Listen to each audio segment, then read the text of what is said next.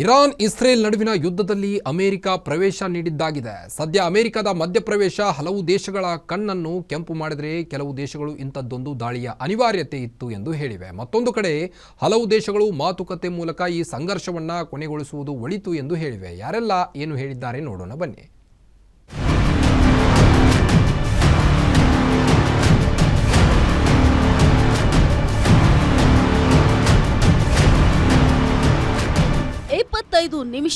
Just 25 ನಿಮಿಷದಲ್ಲಿ America ಇರಾನ್ನ 3 ಅಣ್ವಸ್ತ್ರ ನೆಲೆಗಳ ಮೇಲೆ ರಣಭೀಕರ ದಾಳಿ ನಡೆಸಿ ಇಡೀ ವ್ಯವಸ್ಥೆಯನ್ನೇ ಧ್ವಂಸಗೊಳಿಸಿದೆ.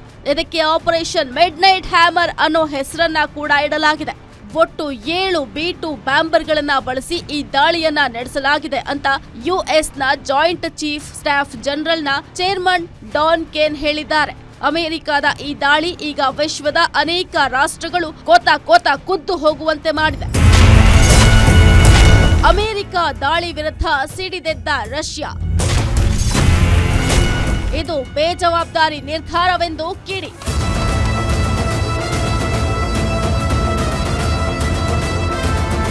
ರಷ್ಯಾ ಅಮೆರಿಕದೊಂದಿಗೆ ಹಲವು ದಶಕಗಳಿಂದ ಶೀತಲ ಸಮರವನ್ನ ಜಾರಿಯಲ್ಲಿ ಇಟ್ಕೊಂಡೇ ಬಂದಿದೆ. ಸದ್ಯ ಇರಾನ್ ಮೇಲೆ ಅಮೆರಿಕ ನಡೆಸಿದ ದಾಳಿಯನ್ನ ಬೇಜವಾಬ್ದಾರಿ ನಿರ್ಧಾರದಿಂದ ಕೂಡಿದ್ದು, ಒಂದು ದೇಶದ ಸಾರ್ವಭೌಮತೆಯನ್ನ ಮಿಸೈಲ್ ದಾಳಿ ಮೂಲಕ ಹಾನಿ ಮಾಡುವುದು ಸರಿಯಲ್ಲ ಅಂತ ಹೇಳಿದೆ.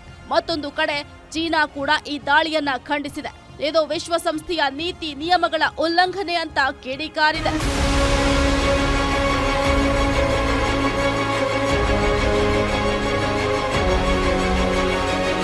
ಇನ್ನು ಅಮೆರಿಕದ ದಾಳಿಯನ್ನ ಸಮರ್ಥನೆ ಮಾಡಿಕೊಂಡಿದೆ ಬ್ರಿಟನ್.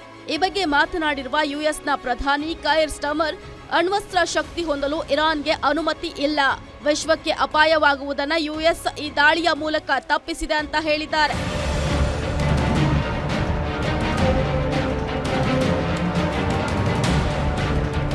ಆಸ್ಟ್ರೇಲಿಯಾ ಕೂಡ ಪರಮಾಣು ಶಕ್ತಿ ಒಂದು ರೀತಿಯಲ್ಲಿ ಅಂತಾರಾಷ್ಟ್ರೀಯ ಶಾಂತಿಗೆ ಭಂಗ ತರುವ ಶಕ್ತಿ ಅಂತ ಅಮೆರಿಕ ಪರ ನಿಂತಿದೆ. ಇನ್ನು ಜಪಾನ್, ಫ್ರಾನ್ಸ್, ಯುರೋಪ್ ಯೂನಿಯನ್ಗಳು ಮಾತುಕತೆಯ ಮೂಲಕ ಬಗೆಹರಿಸಿಕೊಳ್ಬೇಕು, ಈಗಲಾದರೂ ಇರಾನ್ ಮಾತುಕತೆಯ ಪ್ರಸ್ತಾವವನ್ನ ಕೈಗೆತ್ತಿಕೊಳ್ಬೇಕು ಅಂತ ಹೇಳಿವೆ.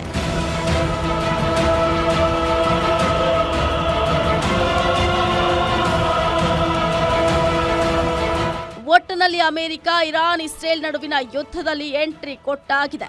ಇರಾನ್ ಇದಕ್ಕೆ ತಕ್ಕ ಪ್ರತ್ಯುತ್ತರವನ್ನೇ ನೀಡಲಾಗುವುದು ಅಂತ ಕೂಡ ಈಗ ಗುಡುಗಿದೆ. ಈ ಯುದ್ಧದಲ್ಲಿ ಮುಂದೆ ಯಾರೆಲ್ಲ ಎಂಟ್ರಿ ಆಗಲಿದ್ದಾರೆ, ಒಂದು ವೇಳೆ ಇದು ಹಲವು ದೇಶಗಳ ನಡುವಿನ ಯುದ್ಧವಾಗಿ ಪರಿವರ್ತನೆಗೊಂಡಲ್ಲಿ ಯಾವ ರಾಷ್ಟ್ರ ಯಾರ ಬೆನ್ನ ಹಿಂದೆ ನಿಲ್ಲಲಿದೆ ಅನ್ನೋದೇ ಈಗ ಸದ್ಯದ ಕುತೂಹಲ. Gopal Kulkarni, news desk, guarantee news.